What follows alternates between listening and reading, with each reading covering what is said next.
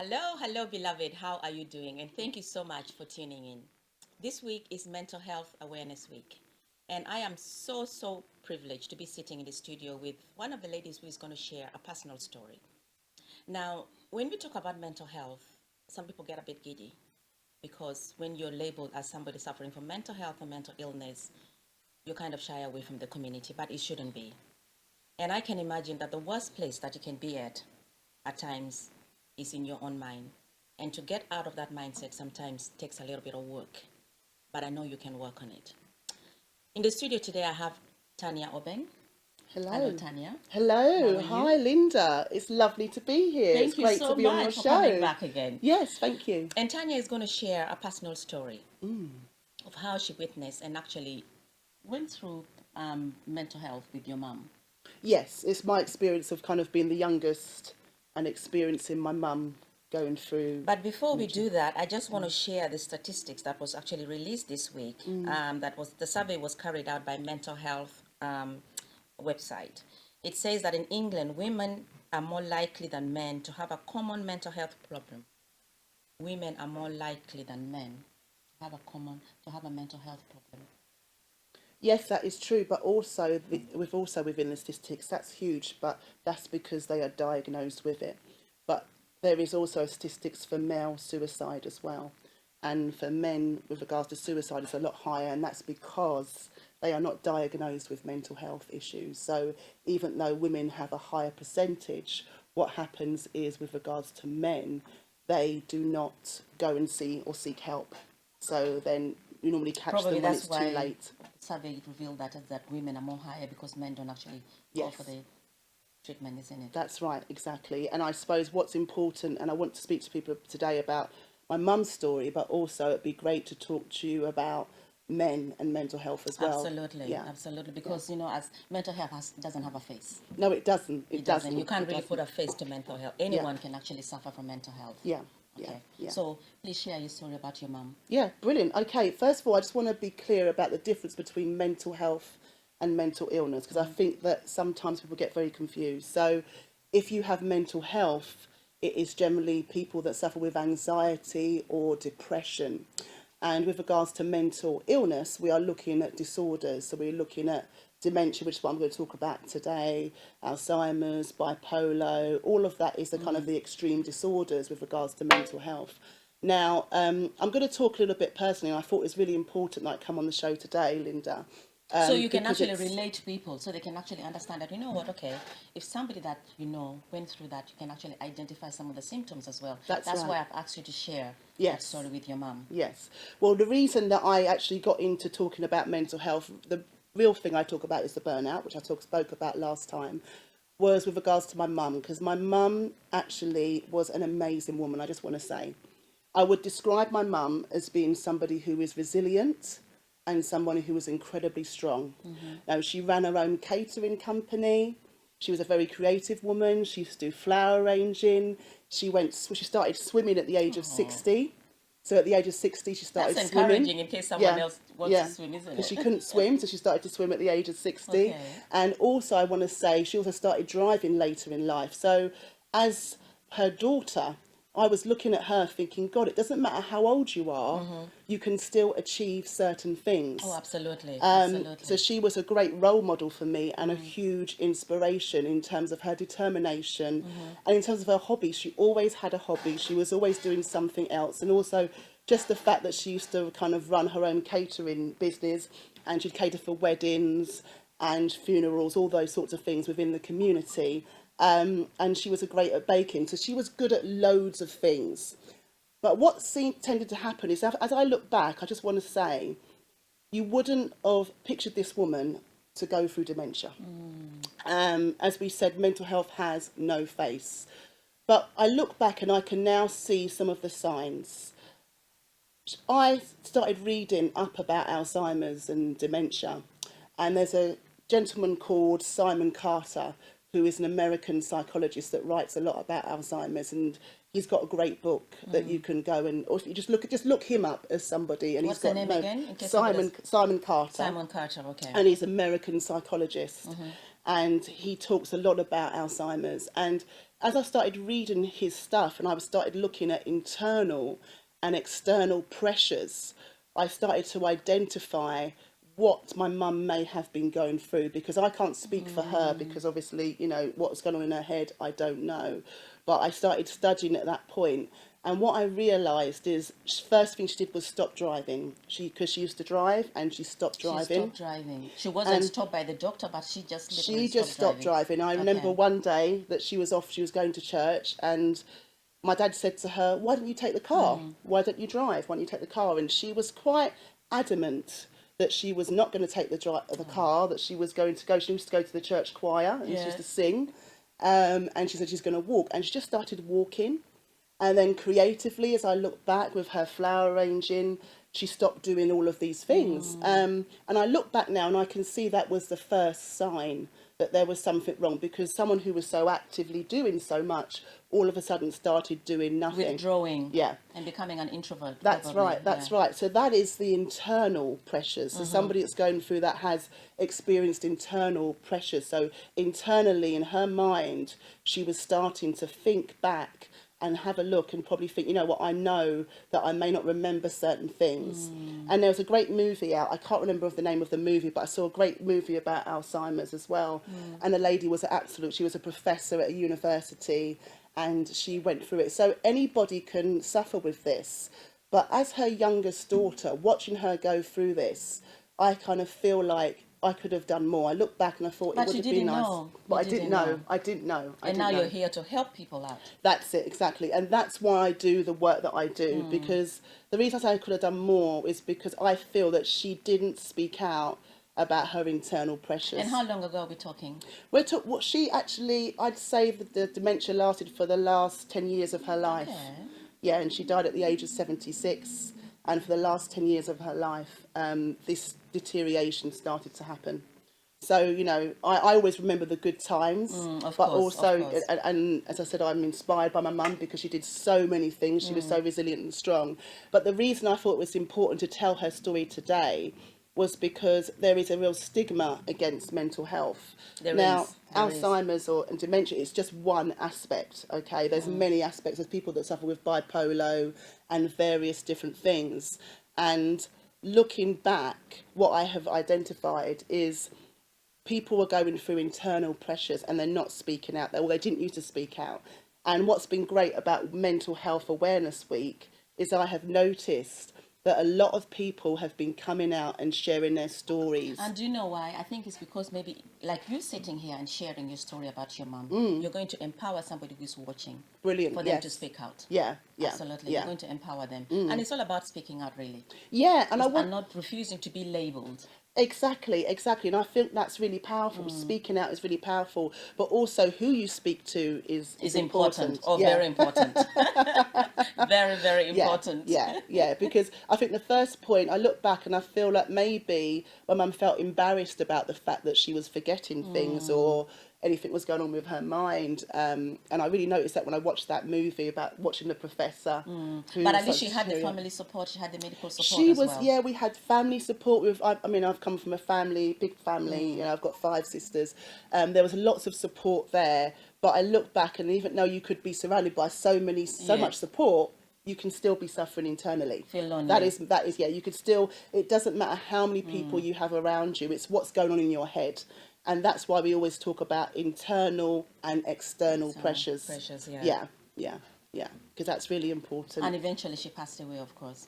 Well, you know what? That's not how she passed away, but I'm not going to share that story today. Right. But eventually, you know, I want to basically let people know that there is no face when it comes to mental health. Anybody can suffer from it. Yeah, and sometimes I feel that we can be helped along the way because things like anxiety and depression are a starting point. It is. And I think I shared with you about depression because I think when this is something that is very personal that I've never shared with anyone. Wow. When I lost my twins, I did actually sink into a depression because I didn't actually know I was depressed. Yeah. Until I actually came out of it. So it's something that I know is very personal. Yes. But if we speak about it, we are encouraging other people to know that, you know what, yes, we might be sitting here, but we have experience. Some form of depression, some form of anxiety, and it's okay. It's okay. The most important thing is to talk about it. Yeah, no, I do feel that's so, so important. And also to develop those relationships with your family, because even me now, I think I'm a mother now, and it's important that I develop those relationships with my daughter and my son, where we talk openly about our feelings. And that is a real starting point. So if you are somebody that you feel is shutting down and you've got that kind of Victorian behaviour, where things are where children are seen and not heard, please No, we should don't stop that. please talk to your children. Talk. And also talk to your loved ones, Yeah. talk to your partners, because sometimes the people closest to us are the people we don't talk to. It's true. But then It's if true, you because feel we assume that they're okay. that's it. But then if you feel you can't talk to them, a close friend. So I think it's that those are the starting points. And then again, if you feel you've come to a point that you're overwhelmed, identify it and seek help. Go and see a counsellor, go and see a therapist, go and speak to your doctor, whoever you feel you can trust as a starting point.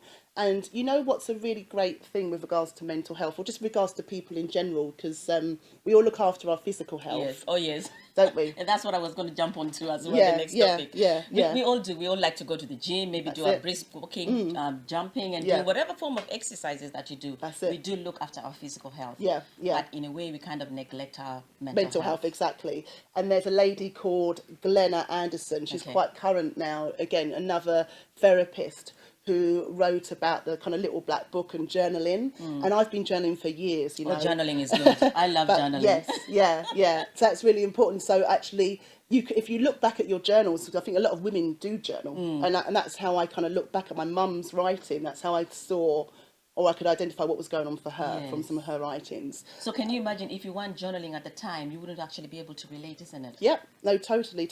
But men are less likely to journal. They are. That- And they're that's the less thing. likely to talk as well. Men, Yeah. we are encouraging you. Don't feel alone. Please do speak out and speak to the right person. And I just want to say again, so that is Glenn's little black book. Okay. Yeah, so if anybody wants to have a look at that, or the idea of journaling and how journaling can help you, that's really, really important. that. Yeah, because, you know, I think as women we like to write, keep a diary, Yeah. that sort of thing, or write down your feelings. I mean, I like poetry, so I tend to write a lot of poetry in my work. And it's just important to release those kind of feelings. It is. It's very important. It's very important. yeah. So we've mentioned, and you kind of touched on a little bit of the stigma. Do you want to kind of elaborate a bit more about the stigma in the community? Yeah. Especially with people with mental health and mental illnesses? Yes, there is. There's a huge stigma. And, you know, I've spoken to Linda, I've spoken to you about this with regards to culturally as well. There's a huge stigma. Oh, yes, there is. Within different communities, you know, within the Black and Asian communities. But I think it's within a lot of communities, because growing up, I know there was an assumption that if somebody was a little bit different, or if somebody felt they were hearing voices, or all these sorts of different things, if somebody was a little bit out there, you would feel they were mad, you know? But that is their personality sometimes. Yeah, It's the person's personality, right? But, you know, behind that, what is so great is even, I mean, I've used to work in schools and I was working as a teacher, and what I could identify with special educational needs, you know, there was a lot of children now who are diagnosed with autism, ADHD, etc., Asperger's, all these things. And now I look back at the friends in the classroom where that wasn't, you know, identified at that kind of age group, and I can probably see who had Asperger's or who may have had autism. You know, You've taken the time to learn about this. To learn about it, yeah. But at the time that I was growing up, people didn't really know enough about no, it. They Yeah. didn't. And even up to now, a lot of people still do not know. Yeah.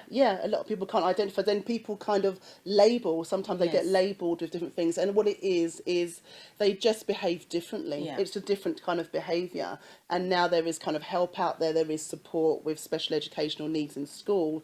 But now as adults, when there's kind of, with regards to the stigma of mental health, you know, because things go to the extreme, there is a high percentage of black males actually in mental institutions. And I feel one of those problems, which is a huge problem, is with regards to the stigma, because number one, as men, they don't kind of get the help that they should get. No. And I think because the reason why probably they don't get the help is because they don't speak out. I think And it's a they're mixture afraid to of seek- things. It's a mixture probably, Yeah. and they're afraid to seek the help Yes. because they don't want to be labelled as having a mental health Exactly. issue. They are afraid to seek the help, but also they don't want to be judged, because as a black male, there's a lots of issues there. You know, there's lots of Responsibility as yeah, well. yeah, and there's a lot of judgment within the community. There's a lot of stereotypes, and quite clearly they do not want to be judged, and it's important that they kind of probably more speak to somebody who they feel they can trust, you know, because with regards to, I could speak politically about this, but I'm not going to go No, there no, today. we're not going to But, get into you know, there's real kind of issues there. But basically what I want to say, within our community, this can be stopped. It can. Just It by can. reaching out and speaking to somebody who you feel you can trust earlier on. And even if it is by journaling, just by journaling, or I feel with men it's different. Going to the gym is great, you know, releasing those endorphins Yeah, so in even though that they way. go to the gym, if you find a buddy there that you know you can talk to, that you can confide in, if going to the gym is one way of releasing that stress, then please do speak with someone. Yeah, yeah, no, totally, Isn't it? totally, yeah, no, Yeah. totally. But I suppose what we want to do with Mental Health Awareness Week this week is to prevent that stigma and make Yes. it okay that people can go to therapists, and if you are seeing a therapist, it's okay. It's okay. It's about It's help totally and okay. support. Yeah, Because the way I look at it is like, okay, if you have a tooth problem, you go to the dentist. yeah, Okay? that's right. Yeah, If your eye is playing up, you go to the optician. yeah. Okay? There's always So something. if something is wrong with your mind, which is Yeah. the engine of your body, surely you should seek help. Yeah, yeah, You should. yeah. And it's about exercising our mind as well, Yes. because Taking we that don't- me time. Yeah, to exercise your mind, because we need, as you get older, people exercise their minds or can less. But stuff like crosswords is always Oh, great. yes. You know, doing a crossword or just kind of keeping up with things. And reading as well. Yeah, Reading is very good. yeah, I would encourage yeah. people to read. Yeah, Try no, and find totally. time to read at least, because they said if you can read 10 pages a day, start with even just little 10 pages a day. Get a book that you like and just start with reading 10 pages a day. And before you know it, you'll become an expert in that field. Yeah, You know? yeah, yeah. And you'll actually start and speak confidently. Yeah. Because you know you've read and absorbed some knowledge in you. And going back to my mum, you know, she learnt to swim at 16. Exactly, me you too. know? I'm And thinking she of did going to 100 learn to swim. I can't Yeah, swim. she did 100 metres when she was 60 years old, you know, Imagine. and she couldn't swim before that. So, I mean, for me, just watching her is a great inspiration, because she, you know, she tried to exercise that as much as possible until it, you know, things got too much. But it's so important. It is very important. to keep up It with is those very things. important. Is Yeah, there anything yeah, else that we yeah. need to cover, Tanya? Well, you know what? Also, you know, I basically just wanted to basically talk mostly about the journaling, mostly about having time to go for a walk, giving yourself time out to do things, and going for a walk is And finding that so- balance. That's right. It's so when you're important. at work, do make sure you take your break. Yeah, that's it. And Going don't out eat for at your lunch. desk. That's right. Yeah. Exactly. All of these things, taking the time out, and it may be because some people have really busy jobs, and some people get half an hour, some people get an hour. It doesn't matter 40 whether minutes. it's 10 minutes, just get out Get of out your the desk, office, just take yeah. a walk and just have some me time. You'll be amazed what Yeah. you'll do actually with that me time. It makes a big difference. It does. Yeah, and actually, I was at a mental health awareness walk this week. And Yes, you said, how did that go? Yeah, it went amazing, absolutely amazing. And one thing that I noticed, actually talking to some of the people who were suffering with mental health struggles, I noticed they didn't get out enough. Yeah, so it's almost like a lot of them were very enclosed, very isolated. There was kind of And a did lot they of give you isolation. a reason why And they now- weren't going out a lot? I know some people said that was some of the things that they were experiencing. So Okay. I just want to say, if you feel you are suffering with mental health issues, get out the house. You know, because there's some people that are working from home, even people that are working from home, or people that just stay at home. Get out the house. We are going to wrap Do up. So I some want you stuff. to look Yeah. into that camera. I'm going to give you about 40 seconds Okay. to just wrap up Okay. and tell our viewers. We've covered a lot today. Feel Okay. free. What I want to say, I'm just going to repeat some of the things that I've already said. If you are going through any mental health issues, anxiety, depression, all that sort of thing, speak to somebody who you can trust about it. That's the first point. And if you feel it's too much, then seek help. Now, you can go and see a therapist, you can go and see a counsellor, and you could also see a mental health specialist or even coaches. Whatever you think works for you, seek help, talk to somebody. And as it is Mental Health Awareness Week, maybe take this time to do it, because a lot of people are. So seek help. Thank you so much. We'll take a short break and we will be back. Thank you.